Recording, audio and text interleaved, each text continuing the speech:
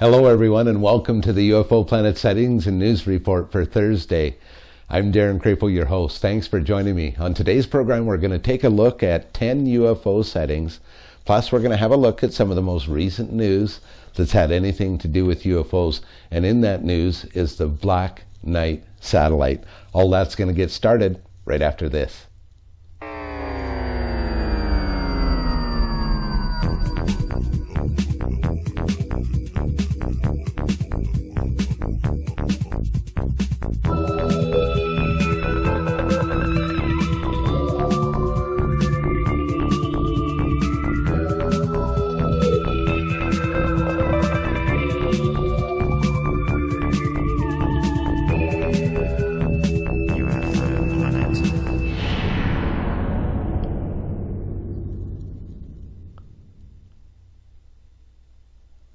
Welcome to the program, and thanks everyone for sticking around. I really appreciate the time you take to watch UFO Planet. We're going to get started right away, head first thing to our news headlines. There's always something interesting in the news around the world about UFOs, or at least that's the way it seems. We're going to start with the Express. They have a story on there about the famous Black Knight UFO, and they say that the myth has been solved by a YouTube novice in just 11 minutes. Can you imagine that? People have been talking about this for decades. There we have is what's supposedly a photo of the Black Knight satellite, and there seems to be a lot of renditions of what that satellite actually looks like. This fellow here has created kind of a documentary on YouTube, and you're going to want to check it out. It's kind of interesting. I went through it, listened to what he had to say there, and what he tries to do is he tries to basically provide the evidence to show that the Black Knight satellite is just a myth. So the truth is going to be exposed. If you want to check it out, it's available on YouTube. Now, I don't give the link to the video here, and I do that for a purpose, so that you'll actually find the video through the website that had the news story, because that's what this is actually all about there. It's kind of interesting to look at some of the different photos that he has there in the video of the Black Knight satellite. I had a program on the Black Knight satellite in the early days of UFO Planet, and we found out a lot of different things. I learned a lot because I had no idea about it, and we all have to start somewhere, right? Now we're going to head to the mirror. This is an interesting story. Some parents were horrified when a child, their 9-year-old child, was stalked for 2 weeks by a UFO. Now what happened is this little 9-year-old was being stalked, and he went to his parents and reported, and you can see what the UFO looks like there. He went to his parents and he told them about it, and they probably thought that their child needed a psychiatric assessment or something like that. But then he got a hold of their cell phone. He went out with their cell phone, and this is the footage that he shot with their cell phone. Well, Mom and Dad, I guess he wasn't pulling your leg after all, was he? This is interesting to look at. I imagine for a 9-year-old, this would be probably a fairly traumatic experience. For most adults, in actuality, it would be a very life-changing experience. So for a child, you know, to feel like something like this that we see in the video is up above them, following them around or stalking them or something like that, that could probably be fairly traumatizing all in and of itself. And we kind of get a backyard shot here. It looks like they have a trampoline. And there again, we get probably one of the better shots of the UFO. Interesting to look at. Probably some very horrified parents when they saw that on their cell phone when their son was able to get some shots of it there. Next, we're going to take a look at a story that was posted on KRMG out of the United States, 102.3 FM radio. And they have a story on their website that I found kind of interesting. And again, it features astronaut Edgar Mitchell, who was saying that he was told there were UFOs at Roswell. There was a lot of people who have been providing a lot of misinformation about Edgar Mitchell, saying that he actually saw the craft that's so infamous there from Roswell. I think what's getting mixed up there is he was born and raised very close to Roswell, but he actually had nothing to do with the Roswell sighting.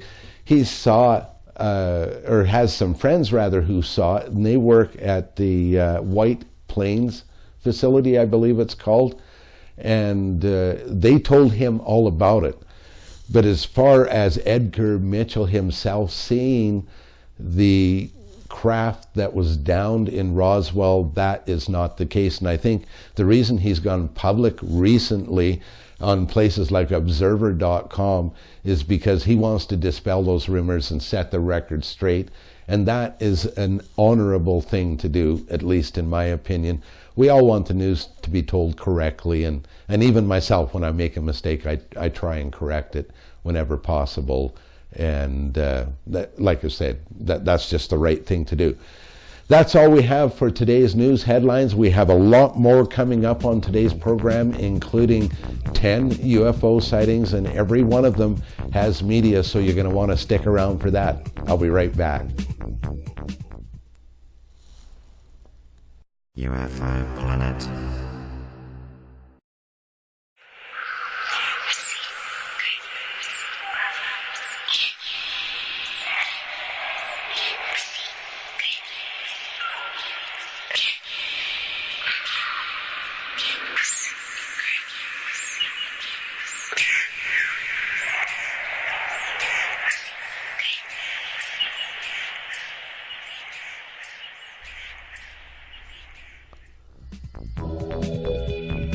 It's amazing that we didn't hear more about UFOs during the Clinton era, being that he can't keep a secret very well, or maybe that's the people he dates can't keep a secret very well.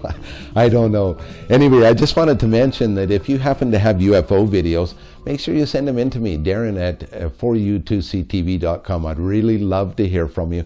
Even if you just have a story about your UFO encounter or experience, I would really like to see what you have to say. It's time now to get started with UFO sightings, and we're going to begin with sightings that may or may not have media. All of them on today's program do, however, none of them have audio. The first one is a photograph that was captured from a still of the feed from ISS.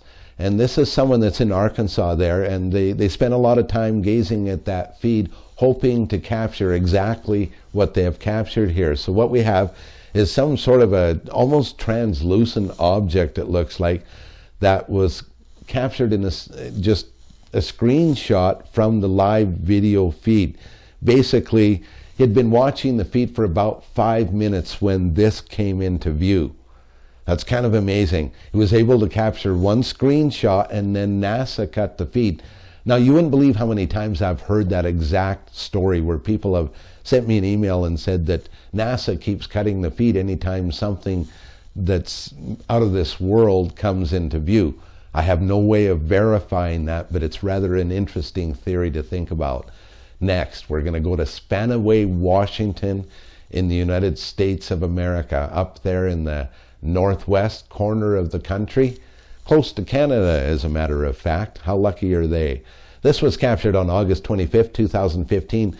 There was 2 boys that were out. They both had their cell phones with them, and they both captured photographs of this same object. It's rather weird looking. Take a look at it when we zoom in here. It looks like a green ball with lights on it, or some sort of pinpoint lights. Excuse me there. Now, the same orb showed up in both of their photographs, they say, and in one of them, it was apparently a little bit clearer than the other. And they're unable to determine what it is they're looking at, so much so that they decided to submit it to MUFON. So that's interesting. Very interesting. You guys help them out.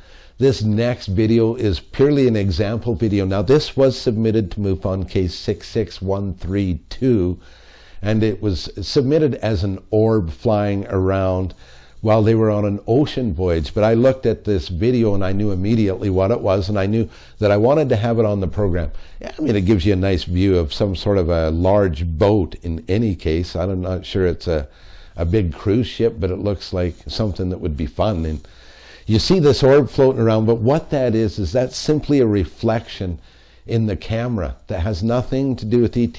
And you'll notice when you look at that the orb has exactly the same motion as the camera. That's a lens flare. That has nothing to do with orbs. And there were a number of sightings submitted this week that were exactly the same thing. Nothing I could do about it. Next, we're going to go to Jerome, Arizona. This is a submission. Just looks like a small community nestled there in the hills. This is a submission that was captured from the museum in the area back on June 1st, 2015. What the witness describes is that they were just enjoying an afternoon at the museum and happened to capture some photos, and these are the objects that they ended up seeing in the photos. There's two specific photos we're going to look at here, but I think there's something suspicious going on here, but that's just my opinion. To me, if you look at these, they look exactly like what you would see if you were looking at a reflection of an LED light fixture. I wonder if the museum has LED lights or lights that look like that. Because to me, that's what it looks like we're looking at here. It looks pretty fascinating. That one up right there beside the hill looks pretty amazing.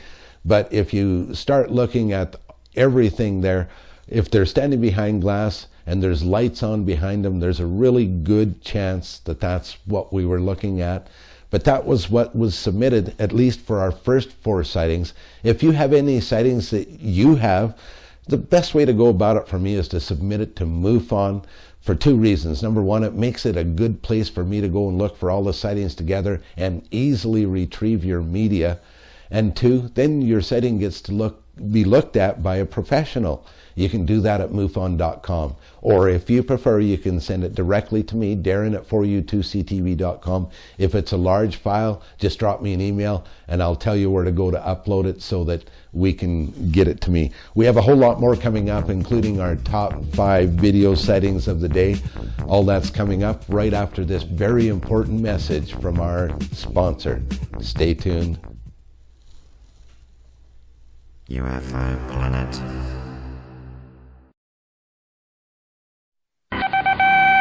Headline edition, July 8, 1947. The Army Air Forces has announced that a flying disc has been found and is now in the possession of the Army. Army officers say the missile, found sometime last week, has been inspected at Roswell, New Mexico, and sent to Wright Field, Ohio, for further inspection.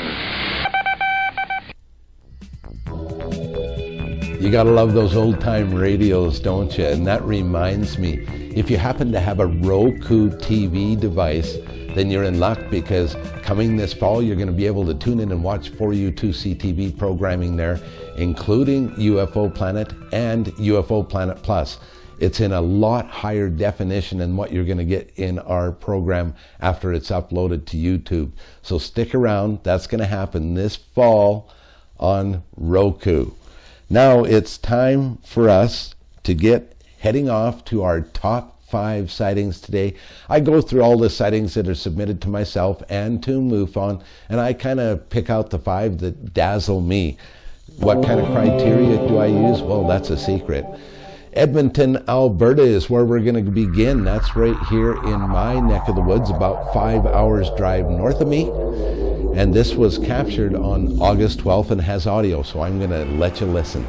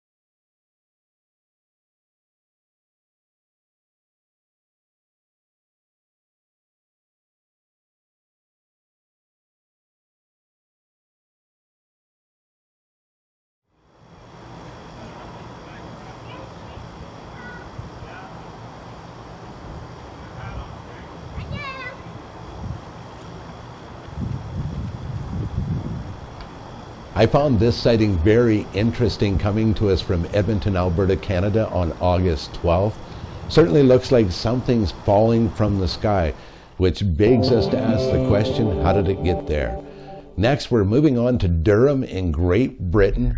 This is a sighting that was captured this year on June 27th. Now, there's not a lot to listen to in this video, and that's one of the clues, so I'm going to be quiet and let you listen to the silence.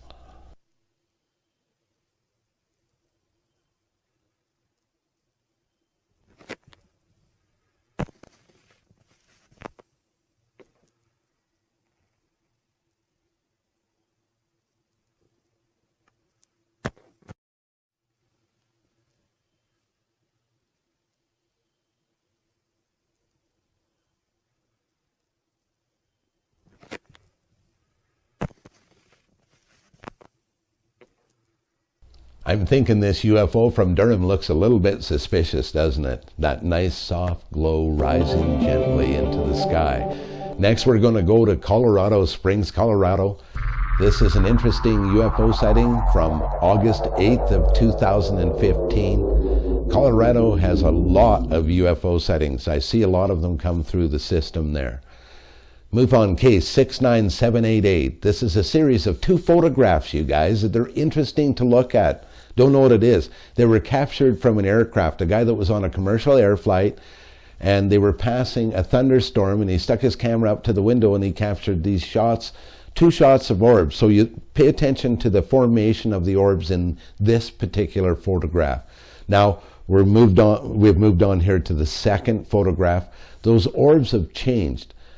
Is that all we need for proof that says that they aren't lights from within the cabin of the aircraft? Now, he claims that they were on the outside. So that's interesting. You see the red one's a lot further ahead. Now, there is a white one over there on the right-hand side as well, filmed over Colorado Springs, Colorado, but I think that one might be the sunlight poking through the dark clouds there. Interesting to look at, wasn't it? Next, we're going to go to Firebaugh, California. That is a really cool name, Firebaugh. It always makes me wonder where the names come from when I go through all the different names around the world doing this program. Firebaugh would be one of them. Probably a great name there. I want you to pay close attention to the fact that there's a reflection right there. You can see the console of the car as this person takes a snapshot as they're driving down I-5. They said that they noticed some sort of an object or a light appear between an 18-wheeler and the line of trees in the area, and that the object kind of flickered in and around the trees, amongst the trees for a while, before it came up and was in the position where he was able to get this photograph. When I was looking at it, I saw 2 objects. They only mentioned one. He said he checked to see that it wasn't glare on the windshield. I think that's a little bit suspicious because we already saw in this exact photograph that there is glare. Firebaugh, California, August 21st, 2015, case 69811. Check that one out on MUFON and tell me what you think. This next one was an independent, not from MUFON. It was sent to me directly by James Ritchie. James, you did a fantastic job. The only thing you forgot to tell me is where on this big ball circling there are you from? I just guessed Earth, so that's what I used. But it's a really interesting photograph here, James. Appreciate you sending it to me. You just have to look to the right of that tree where the arrow's pointing there. Now, James, he went outside to capture some photographs of birds, and this is what he ends up capturing. Nothing less than a flying saucer. Good capture, James. Take a look at that, will you? Certainly doesn't look the shape of a bird, and has that saucer shape to it, doesn't it?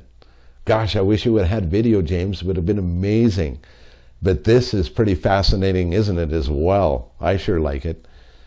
I would have to say this is probably one of my favorite photographs on today's program, and that was captured June 15, 2015 at 2 p.m. somewhere on planet Earth. I'm just not exactly sure where James was, but maybe James will let us know in the comments section so we can share that information with you as well. Well, that's all I have for the top 5 sightings of on today's program, but that's not all we have on today's program. Coming up next is our hot video clip of the day, and that's coming up right after this message from our sponsor. And thanks to all the sponsors, and for those of you who, well, you know what to do. I'll be right back. UFO Planet.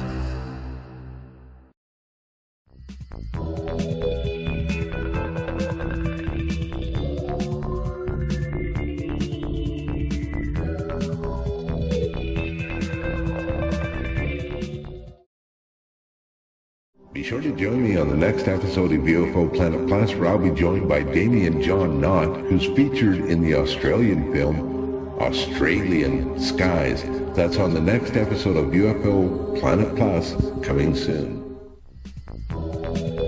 Thank you for staying tuned in. I'd just like to welcome our new affiliate today, and that's High Strangeness, a group on Facebook. They have become our newest 4U2C TV affiliate, and what that means is they promise to always carry UFO Planet in their news feeds. So if you don't already have it in your news feed, you can sign up with High Strangeness, and you'll see UFO Planet come across your Facebook page. If you're a Facebook group operator, I'd like to hear from you. And we'll give you access to some extra little goodies there too, especially if you own a website. We'll give you access to our live ticker feed here that we update once a day with all the latest sightings from around the world that have been reported to MUFON and to 4U2C TV, and you can make that a page or a ticker on your website. So if you would like to become an affiliate, get in touch with me, Darren at 4U2CTV.com. I'd love to hear from you. It's time now, though, to get started with my favorite part of the program, and that's the hot video clip of the day. I enjoy deciding what's going to go here, and sometimes it's a UFO clip, sometimes it's a science clip, and well, sometimes I just might send a clip of, my dog doing something pretty fascinating. Well, as soon as that happens, you'll see it. In the meantime, let's check out this hot video clip.